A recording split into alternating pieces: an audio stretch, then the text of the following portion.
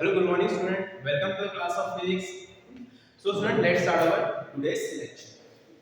Student, हम लोगों ने हमारा थर्ड चैप्टर हमारा चल रहा है फिजिक्स में. यहाँ पे मैंने आप लोगों को मोशन क्या होता है बता दिया. फिर उसके बाद डिफरेंट टाइप्स ऑफ मोशन हम लोगों ने देख लिया था. फिर उसके बाद डिफरेंट टर्म्स जो यूज होते हैं यानी चैप्टर में वो हम लोग देख लिए थे. फिर इसके पहले हम लोगों ने डिफरेंट टाइप्स ऑफ मोशन देखा था. वहाँ पे रेक्टिलिनियर मोशन देखा था. Rectilinear motion motion along straight line. Rectilinear motion देखा था. Motion along straight line that is along x axis या फिर y axis कोई भी एक डायरेक्शन में उसकी मोशन रहती है. तो ऐसे मोशन को हम रेक्टिलिनियर मोशन बोलते हैं या फिर मोशन की वन डायरेक्शन बोलते हैं. वन डायरेक्शन मोशन बोलते हैं. तो स्टूडेंट यहाँ पे क्या होता है अगर हम force along horizontal direction apply कर रहे थे तो हमारी मोशन की बॉडी ऑब्जेक्ट की मोशन की along पॉजिटिव एक्स एक्सिस से रहती थी. या फिर अगर हम लोग अगर along y axis में फोर्स अप्लाई करते हैं तो इसकी डायरेक्शन along y axis रहती थी. मींस यहाँ पे हमारी फोर्स मींस एक्सेलरेशन और वेलोसिटी डायरेक्शन सेम रहती थी इन रेक्टिलिनियर मोशन. यहाँ पे भी सेम रहती थी स्टूडेंट. रेक्टिलिनियर मोशन है along x axis है या y axis है जो भी एक्सिस के अलावा उसको फोर्स अप्लाई करते थे वही डायरेक्शन में हमारी वेलोसिटी रहती थी या फिर मोशन रहती थी. ये होता था स्टूडेंट रेक्टिलिनियर मोशन. फिर उसके बाद हम लोग ने रेक्टिलिनियर मोशन में displacement path length velocity average velocity instantaneous velocity acceleration instantaneous acceleration. फिर बाद में रिलेटिव वेलोसिटी क्या होता है हम लोगों ने देख लिया था रेक्टिलिनियर मोशन में. तो स्टूडेंट इसके बाद हम लोगों ने इक्वेशंस भी देखा था. Three equation of motion v ut. फिर उसके बाद s ये हमारा फर्स्ट था v ut. उसके बाद हमारा सेकंड इक्वेशन था s displacement ut plus half at square. फिर उसके बाद हमारा थर्ड इक्वेशन था v square u square plus 2as. ये था सर हम लोगों ने ये देख लिया था. तो हमारा सर रेक्टिलिनियर मोशन पूरा कंप्लीट हो गया. तो आप लोगों को रेक्टिलिनियर मोशन पूरा समझ में आया है. मैं समझूंगा क्योंकि मैंने आपको वीडियो भेजा है आप लोगों ने देख ली है और किसी ने मुझे कुछ डाउट नहीं पूछा कि आप समझोगे कि आपका रेक्टिलिनियर मोशन कंप्लीट हो गया. अब स्टूडेंट हम लोग आज हमारे क्लासेस में मोशन इन द प्लेन मतलब एक प्लेन ये जो हमारा बोर्ड है सरफेस है मोशन इन द प्लेन और टू डायमेंशनल मोशन देखेंगे. Okay student. Two dimensional means उसकी position along horizontal direction change हो रही है और अलोंग वर्टिकल डायरेक्शन में चेंज हो रही है. ऐसे मोशन को हम बोलेंगे मोशन इन द प्लेन और टू डायमेंशनल मोशन. स्टूडेंट यहां पे स्टूडेंट हम लोग डिफरेंट टर्म्स देखेंगे use in motion this motion. Student यहां पे जो हमारे डिस्प्लेसमेंट जो टर्म्स है डिस्प्लेसमेंट फिर second path length average velocity and instantaneous velocity.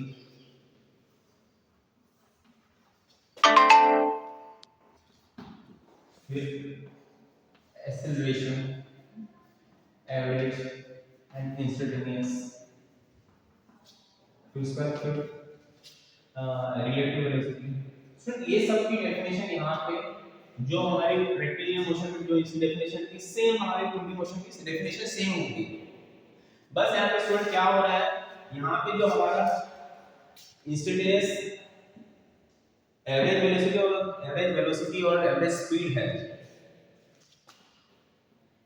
Average velocity and speed इसकी स्टूडेंट मैग्नीट्यूड यहाँ पे हमारी 2D मोशन में चेंज हो जाएगी. क्यों चेंज होगी स्टूडेंट क्योंकि अगर मैं आपको कंसीडर कर लूं कि हमारा जो ऑब्जेक्ट है वो along circular motion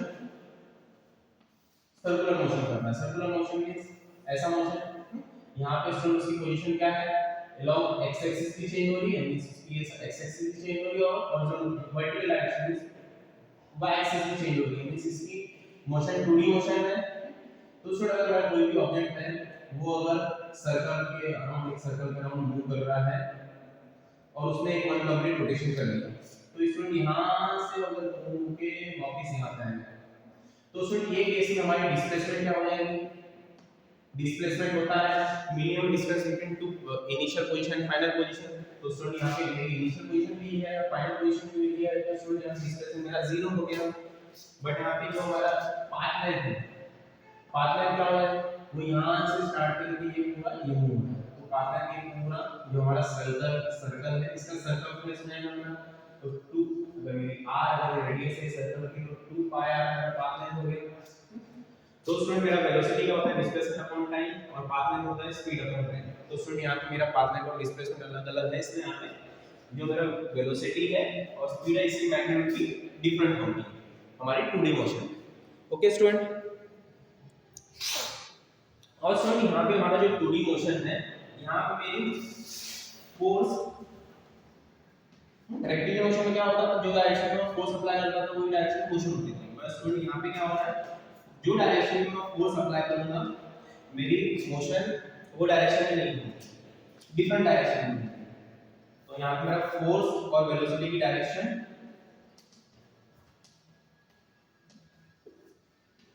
different direction, force और वेलोसिटी की डायरेक्शन डिफरेंट मींस जो डायरेक्शन में फोर्स अप्लाई करूंगा वो डायरेक्शन मेरी मोशन नहीं होगी, डिफरेंट डायरेक्शन भी मेरी मोशन होगी। तो स्टूडेंट ये होता है फर्स्ट पॉइंट है 2D मोशन का। फिर यहाँ पे मेरी definition of all terms are same as that in rectilinear motion। rectilinear motion में जो मेरी डेफिनेशन थी सभी इसकी वही यहाँ पे रहेंगी। तो इसके बाद ये होता था। अब स्टूडेंट हम लोग स्टार्ट करते हैं हमारा इस ये है डेफिनेशन, और उसमें यहाँ पे क्या होता है, magnitude of air velocity and speed is different. Different क्यों भी आपको मैंने बताया था, जैसे अगर मेरा कोई बॉडी सर्कुलर मोशन में है तो यहाँ पे मेरा अगर कंप्लीट अपना डिस्प्लेसमेंट 0 है तो बाद में 2 पाई r सर्कमफरेंस के इक्वल, तो उसकी वजह से मेरी वेलोसिटी और स्पीड की वैल्यू भी चेंज हो जाती है। तो स्टूडेंट यहाँ magnitude of velocity and speed की डिफरेंट रहेंगी। तो स्टूडेंट ये था मेरा 2D के बारे में थोड़ा इंट्रो बता दिया। अब मैं स्टार्ट करता हूँ।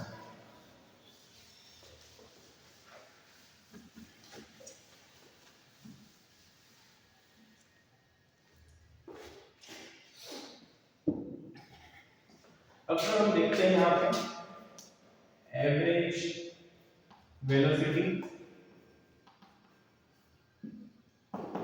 एवरेज वेलोसिटी की वैल्यू क्या होती है, एवरेज वेलोसिटी यहाँ पे 2D मोशन में क्या रहता है वो हम देखेंगे। तो इसके लिए स्टूडेंट पहले आता है मतलब एक्स वाई प्लेन में हमारा जो बॉडी का मोशन है वो आपको मैं बता देता हूँ। स्टूडेंट मेरा कोई ऑब्जेक्ट है, वो पॉइंट 1 से अगर स्टार्ट कर रहा है अपनी मोशन और वो उसकी position along x axis well उसकी मोशन अलोंग प्लेन है, तो उसकी वो ऐसा कोई मोशन कर रहा है, मींस उसकी पॉइंट 1 में उसकी बॉडी की पोजीशन थी 0, y 1, फिर कुछ देर बाद at time equal to t1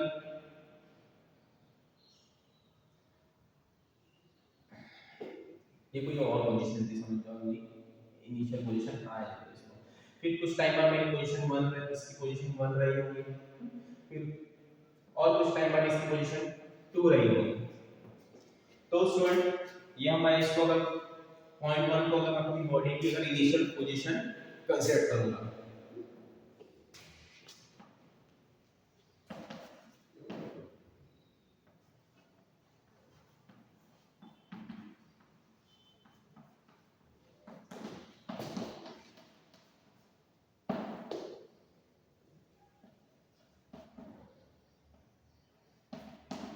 eight time t1 अगर बॉडी की पोजीशन अगर पॉइंट 1 है तो स्टूडेंट ये पॉइंट पे उसकी पोजीशन वेक्टर क्या होगी, और ये पॉइंट की पोजीशन मतलब मैं समझ लो पॉइंट 1 है, इसकी पोजीशन इसको मैं p कंसीडर कर रहा हूं और इसकी पोजीशन वेक्टर आ गई x1, y1 इधर पॉइंट p के कोऑर्डिनेट्स है।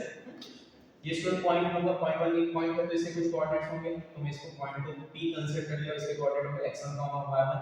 सिमिलरली मेरा पॉइंट 2 जो है इसके कोऑर्डिनेट हो जाएंगे, इसको मैं q कंसीडर करता हूं, इसके कोऑर्डिनेट हो जाएंगे x2, y2। Okay student, if body is at position at time t1, तो स्टूडेंट कोई भी बॉडी है, कोई भी पॉइंट है, उसको हम पोजीशन वेक्टर से, इसकी जो पोजीशन, इसको हम पोजीशन वेक्टर से शो करते हैं। तो student its position vector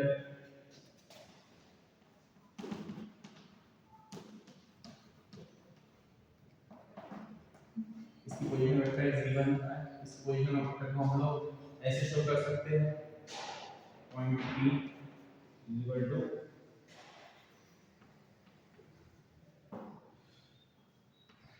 x1 i cap plus y1 j cap. कोई भी पॉइंट 1 है तो उसकी अगर कोऑर्डिनेट्स x1 और y1 होंगे तो उसके पोजीशन वेक्टर को ऐसे शो कर सकता हूं। और ये कब है, जब टाइम हमारा t1 है, तब उसकी पोजीशन वेक्टर x1 थी। और similarly student, if body is at point, अगर हमारी बॉडी का पॉइंट 2 पर वो ऐसे इसकी पोजीशन, इसकी मोशन कैसी हुई, ये ग्राफ, ये कर्व के अलावा हो रही है एट पॉइंट 1, उसकी पोजीशन x1, y1 थी, और कुछ टाइम बाद t2 बाद उसकी पोजीशन q हो गई, वो एट पॉइंट p2 पहुंच गया, एट पॉइंट 2 पहुंच गया। तो इसकी पोजीशन वेक्टर को हम लोग कैसे शो करेंगे, जो उसके कोऑर्डिनेट्स है उसके अकॉर्डिंग उसको हम शो करेंगे। इस position vector is given by x2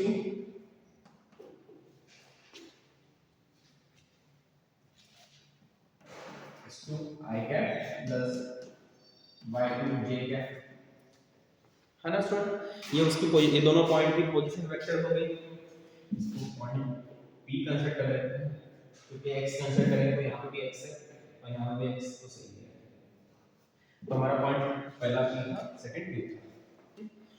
so student, इसमें हमें ये दो पॉइंट्स के लिए, ये दो पॉइंट्स हमारे इनिशियल, ये पॉइंट 1 हमारा इनिशियल पॉइंट हो गया और पॉइंट 2 हमारा फाइनल पोजीशन, इसको कंसीडर कर लेंगे।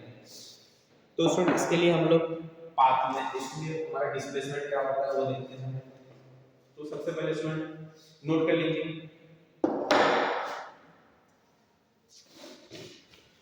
तो सबसे पहले स्टूडेंट मेरे को एवरेज वेलोसिटी निकालना है, तो मुझे डिस्प्लेसमेंट फाइंड करना पड़ेगा। तो डिस्प्लेसमेंट क्या है, डिस्प्लेसमेंट क्या रहता है, medium distance between both position,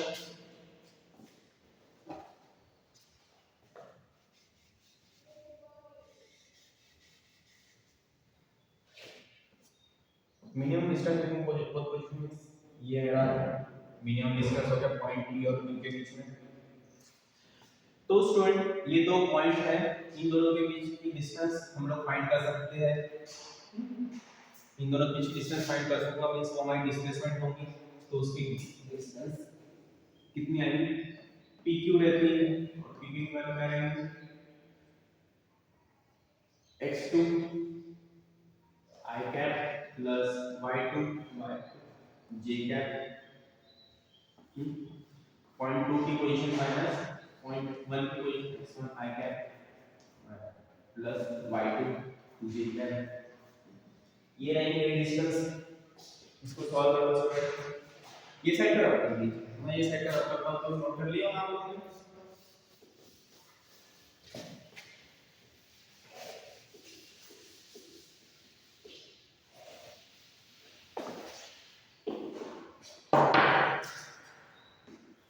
so student displacement क्या आ गया यहां से, ऐसा आगे लेंगे। तो यहाँ पे क्या हो रहा है, दो वेक्टर का पोजीशन वेक्टर का एडिशन, सबट्रैक्शन हो रहा है। तो कैसे, इसके x कोऑर्डिनेट मींस इसके अलोंग x एक्सिस जो कोऑर्डिनेट्स है x2 x1 हो जाएगा, और फिर y2 y1 हो जाएगा। ये दो पोजीशन वेक्टर का डिफरेंस होता है। तो सो मेरा डिस्प्लेसमेंट क्या होगा, x2 x1 i cap plus y2 y1 j cap. ये मेरी डिस्प्लेसमेंट हो गई स्टूडेंट। तो स्टूडेंट कोई भी 2D मोशन में मुझे अगर डिस्प्लेसमेंट की वैल्यू अगर क्वेश्चन में फाइंड करना होगा तुमको ऐसे फाइंड करेंगे, वहां पे जो पॉइंट 1 और पॉइंट 2 देखे रहेगा इसके पोजीशन वेक्टर्स का सबट्रैक्शन करेंगे, सबट्रैक्शन करके मुझे डिस्प्लेसमेंट आ जाएगा। तो स्टूडेंट अब मुझे डिस्प्लेसमेंट आ गया तो मैं इससे हमारी एवरेज वेलोसिटी की वैल्यू निकाल सकता हूं। तो मेरी एवरेज वेलोसिटी की वैल्यू क्या आएगी, एवरेज वेलोसिटी v एवरेज आ गया, क्या रहता है डिस्प्लेसमेंट अपॉन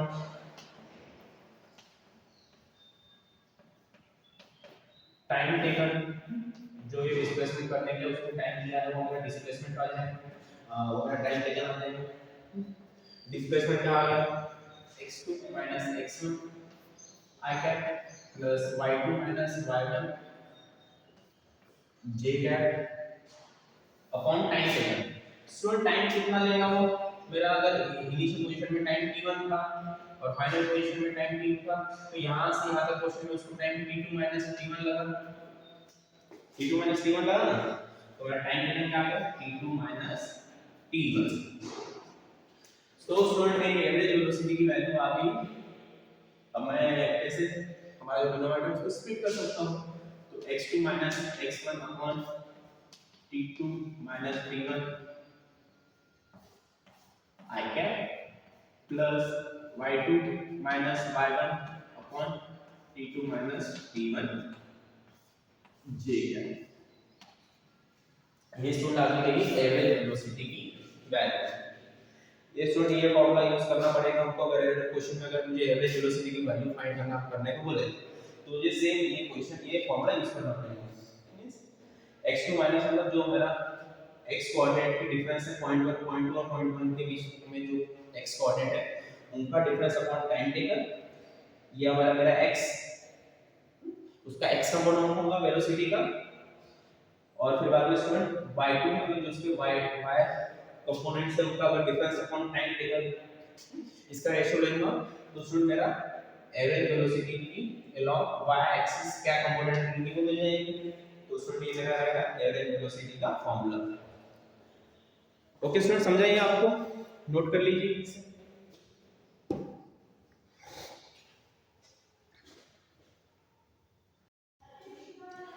तो स्टूडेंट मेरी एवरेज वेलोसिटी की वैल्यू क्या आ गई, ये आ गई। तो स्टूडेंट यहां पे मेरा x2 x1 upon t2 t1 क्या आ गया मेरा component of velocity along x axis x2 x1 upon t2 t1। हम लोग इसको सेपरेटली सॉल्व करके यहाँ पे x2 यहाँ पे x एक्सिस के कंपोनेंट की जगह वो vx पुट कर देना और y कंपोनेंट की जगह vy की वैल्यू पुट कर देना, y2 y1 upon t2 t1। तो उसमें ये क्या आ गई मेरी velocity component along x axis और velocity component along y axis. तो स्टूडेंट vx एंड vy क्या है मेरे component along x axis and y axis. और स्टूडेंट ये अब क्या होगा वेलोसिटी का एक वेक्टर क्वांटिटी है तो इसकी क्या होगी मैग्नीट्यूड होगी vx और vy क्या होगा इसका मैग्नीट्यूड हो गया। तो इसका मैग्नीट्यूड की वैल्यू कैसे फाइंड करेंगे, मैग्नीट्यूड ऑफ v इसको हम कैसे फाइंड करते हैं, इसकी velocity component along x square मतलब उसकी अलोंग x डायरेक्शन की जो वेलोसिटी कंपोनेंट है का होल स्क्वायर प्लस वेलोसिटी की कंपोनेंट अलोंग y एक्सिस इसका होल स्क्वायर और इसका अंडर रूट लेते हैं। स्टूडेंट ये हो जाएगा मैग्नीट्यूड ऑफ वेलोसिटी, उसको हम लोग ऐसे फाइंड करेंगे। फिर स्टूडेंट ये जो है इसकी कुछ वेलोसिटी है तो इसकी डायरेक्शन भी होगी, तो उसकी डायरेक्शन क्या रहेगी, इसकी डायरेक्शन अलोंग डिस्प्लेसमेंट रहती है, वेलोसिटी की डायरेक्शन अलोंग डिस्प्लेसमेंट रहती है। और स्टूडेंट डिस्प्लेसमेंट की डायरेक्शन कौन सी है डेल्टा,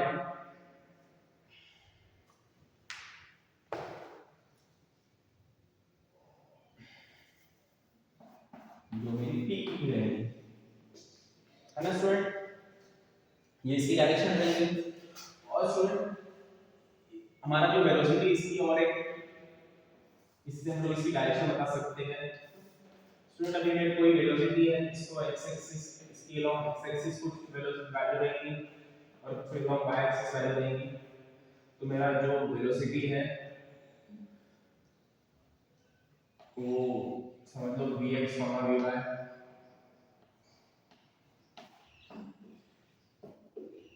ये मेरा वेलोसिटी का ग्राफ है इन अ प्लेन लॉन्ग इसकी कुछ लॉन्ग एक्स एक्सिस की कंपोनेंट रहती है, लॉन्ग वाई एक्सिस की कंपोनेंट रहती है यहां से।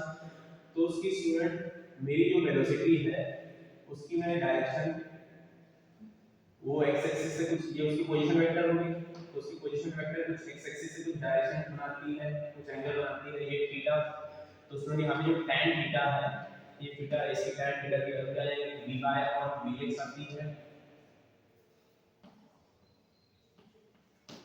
सो मेरी थीटा की वैल्यू क्या आ गई tan inverse v upon v x. हमारी वेलोसिटी की डायरेक्शन ऐसे ही बन सकते हैं कि हमारी वेलोसिटी जो है वो अलोंग एक्स को एंगल थीटा बना रही है विद हॉरिजॉन्टल और विद एक्स एक्सिस। ओके, ये हो गया स्टूडेंट मेरे एवरेज वेलोसिटी का इन अ प्लेन का बारे में पूरा सब कुछ नोट कर लीजिए इसे।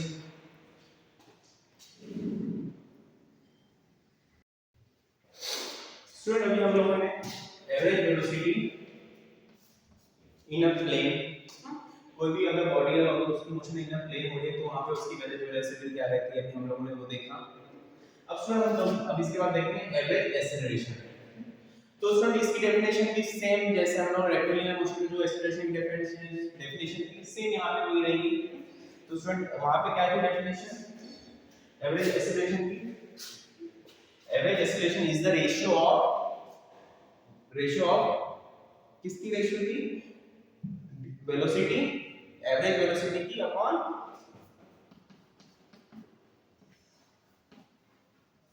एवरेज एक्सेलरेशन की क्या थी एवरेज वेलोसिटी का रेशियो अपॉन टाइम टेकन, ये भी एवरेज एक्सेलरेशन की। सिमिलरली स्टूडेंट यहां पे मेरी सेम डेफिनेशन रहेगी एक्सेलरेशन की एवरेज एक्सेलरेशन की क्या है it is a ratio of average velocity upon time taken, ये हो जाएगी स्टूडेंट। तो अब देखते हैं यहाँ पे एवरेज वेलोसिटी क्या रहता है, एवरेज वेलोसिटी क्या रहेगी यहाँ पे स्टूडेंट मेरा जो ऑब्जेक्ट है वो क्या ये ऐसे उसकी पोजीशन चेंज हो रही है along y axis x axis. तो उसका वो पॉइंट 1 पे था तो उसकी पॉइंट 1 की पोजीशन वेक्टर आगे मेरी x1 y1 से कोऑर्डिनेट से तो इसकी पोजीशन वेक्टर पे आ जाएगी। फिर पॉइंट 2 है तो इसके कुछ पोजीशन वेक्टर आएंगे x2 y2।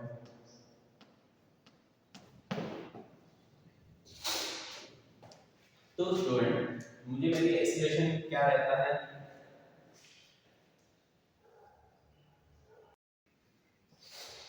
तो उसमें मेरी एवरेज एक्सेलरेशन क्या रहता है v2 vector v2 minus vector v1 upon t2 time at point 2 minus time at point 1, ये उसकी मेरा एवरेज एक्सेलरेशन की वैल्यू हो जाएगी। तो ए एवरेज ये रहेगा। अब स्टूडेंट यहाँ पे जो v2 क्या है मेरा वेलोसिटी एट पॉइंट 2 है और v1 क्या है वेलोसिटी एट पॉइंट 1 है। वेलोसिटी एट पॉइंट 1 पहले हम लोग ये इन दोनों के कंपोनेंट्स फाइंड कर लेते हैं। वेलोसिटी एट पॉइंट 1 तो ये कितनी रहती है मेरी डिस्प्लेसमेंट एट पॉइंट 1 कितना है अपॉन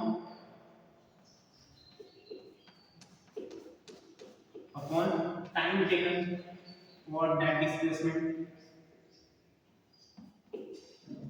वो कितनी आ रही है पॉइंट 1 x1 डिस्प्लेसमेंट क्या है। सो स्टूडेंट इसकी डिस्प्लेसमेंट यहाँ पे पॉइंट 1 की displacement with respect to initial देखेंगे तो इसकी इनिशियल पोजीशन में समझूंगा इसकी 0,0 है तो स्टूडेंट डिस्प्लेसमेंट क्या आ जाएगी x1 minus 0 i cap plus y1 minus 0 j cap upon time taken क्या है t1 फाइनल पोजीशन क्या है 1 है इनिशियल पोजीशन 0 थी तो यहाँ पे t1 0 यहाँ पे वो इनिशियल पोजीशन इसकी यहाँ से स्टार्ट कर रहा है तो इसकी टाइम भी at this point will be 0 तो इसकी क्या आ गई वेलोसिटी एट पॉइंट 1 क्या आ जाएगी यहाँ से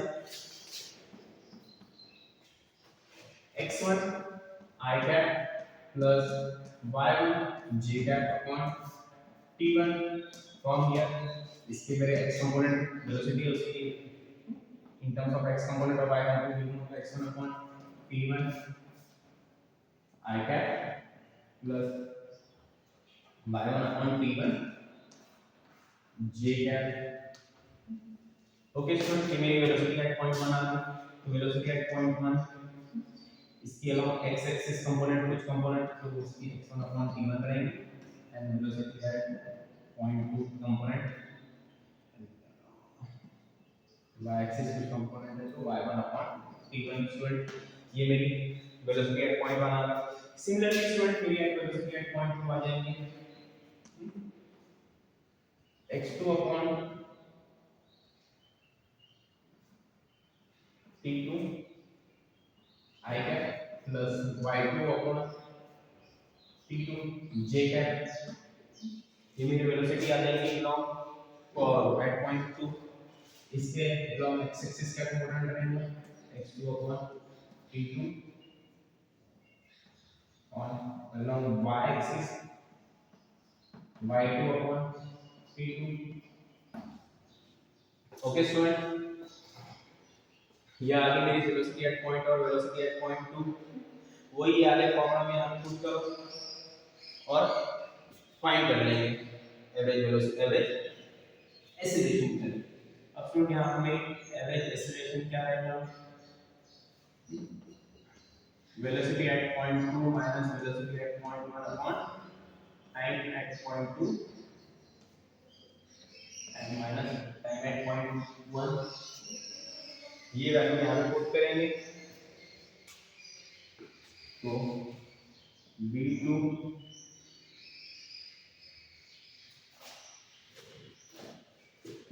तो इसको मैं v1 x I cap plus v2 v1 y j cap लिख देना लिख सकता हूँ मैं सिमिलरली इसको मैं v2 x I cap plus v2 y j cap मेरे इसके x और y कंपोनेंट मिल गया वेलोसिटी एट पॉइंट में तो उसमें मैं यहाँ से वेलोसिटी क्या है v2x minus v1x I cap उसकी वेलोसिटी की difference at along x axis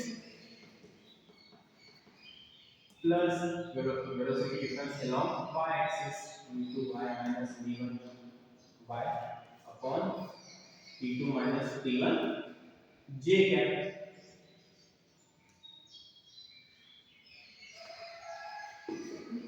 तो उसमें मेरी एवरेज वेलोसिटी की वैल्यू आ गई क्या है v2 minus v1 upon t2 minus t1 उससे मैंने यहाँ पे वैल्यू वेलोसिटी पुट किया यहाँ से v1x I v2x I cap plus v2y मिल गया फिर वहाँ पे v1 की वैल्यू पुट किया मैंने v1x I cap plus v1y j cap वो पुट किया फिर बाद में x x कंपोनेंट की डिफरेंस ले लिया y y कंपोनेंट का डिफरेंस ले लिया तो मेरी x कंपोनेंट आ गई प्लस एक्सेलरेशन की x कंपोनेंट आ गई ये और y कंपोनेंट आ गई ये ओके स्टूडेंट नोट कर लीजिए इसे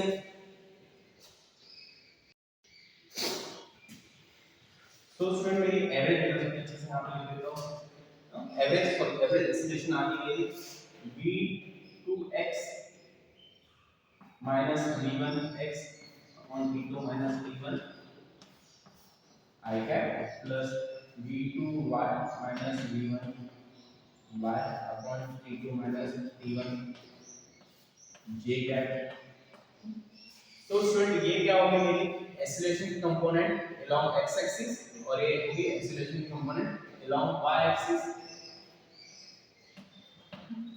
तो स्टूडेंट इसको हम ऐसे लिख सकते हैं एक्सीलरेशन along x एक्सिस आ गई मेरी v2x minus v1x upon t2 minus t1 and acceleration along y axis आ गई v2y minus v1y upon t2 minus t1 ये आ गए स्टूडेंट तो मुझे दोनों x और y कंपोनेंट दोनों पता है एक्सीलरेशन के तो स्टूडेंट अगर मेरे को न्यूमेरिकल में अगर एक्सीलरेशन की मैग्नीट्यूड फाइंड करने को बोले तो वहां पे अगर मुझे x एक्सेलरेशन की x कंपोनेंट और y कंपोनेंट फाइंड करना पड़ेगा। ऐसे सेम ऐसे कि उसको वहां पे उसके x कंपोनेंट का स्क्वायर प्लस y कंपोनेंट का स्क्वायर का एडिशन, तो इसका अंडर रूट स्क्वायर रूट ले लेंगे, तो मुझे इससे एक्सेलरेशन का एवरेज एक्सेलरेशन की मैग्नीट्यूड आ जाएंगी। और स्टूडेंट एवरेज जो एक्सेलरेशन है इसकी कुछ डायरेक्शन भी रहती है, कुछ मतलब x और y कंपोनेंट है एक्सेलरेशन के। तो स्टूडेंट ये समझ लो मेरा ये एक्सेलरेशन का ग्राफ है, तो उसका y कंपोनेंट और x कंपोनेंट है, तो स्टूडेंट ये समझ लो मेरा ax ay ये आ गया। तो स्टूडेंट जो मेरा एक्सेलरेशन का पोजीशन वेक्टर है वो x एक्सिस का कुछ एंगल बनाएगा, मींस हॉरिजॉन्टल के साथ कुछ एंगल बनाएगा, तो स्टूडेंट ये एंगल की वैल्यू आ जाएगी acceleration along y axis upon component of acceleration along x axis. So theta wants to be tan inverse acceleration along y axis on component of acceleration of x axis.